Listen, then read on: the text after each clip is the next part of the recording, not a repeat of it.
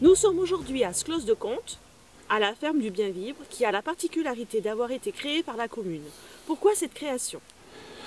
Cette création s'inscrit dans la politique de soutien au développement de l'agriculture paysanne qui est portée par notre équipe municipale.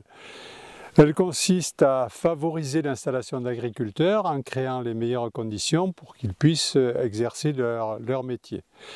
Au cours de ces dernières années, c'est ainsi que 7 agriculteurs ont été installés dans le pays des Paillons, dont 4 à Contes, grâce notamment au soutien de notre commune, mais également de la communauté de communes du pays des Paillons. De quelle façon ce soutien est-il apporté? D'une manière générale, par la mise à disposition de terrains et de bâtiments d'exploitation qui sont loués à l'agriculteur pour une très longue durée et pour des montants très modérés pour ne pas peser sur les charges d'exploitation. En ce qui concerne les fermes d'élevage, nous y ajoutons la maison d'habitation, tout simplement pour que l'éleveur soit toujours proche de ses animaux. En tout cas, cette forme d'intervention est essentielle car sans cela, il serait pratiquement impossible de s'installer dans ce pays, notamment aux jeunes agriculteurs, compte tenu du coût du foncier.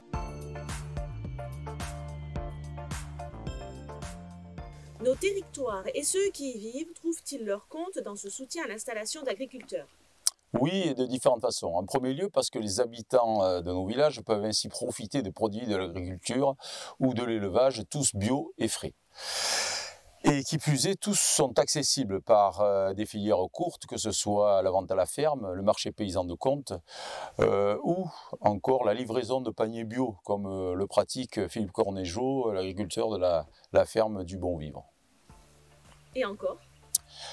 Toutes ces exploitations agricoles ont été créées ou l'ont été sur des terrains à l'abandon, souvent couverts de broussailles, et donc très exposés au risque d'incendie. L'entretien permanent qui résulte de leur mise en culture limite, supprime même ces risques et en font d'excellents pare-feu.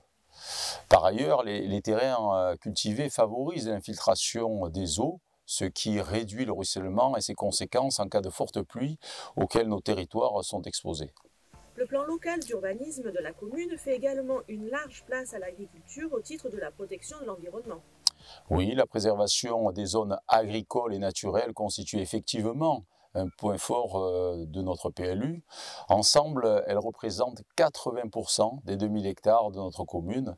En faisant le choix de conserver le caractère agricole de cette grande parcelle, nous sommes fidèles à notre objectif de maîtriser l'urbanisation de la commune.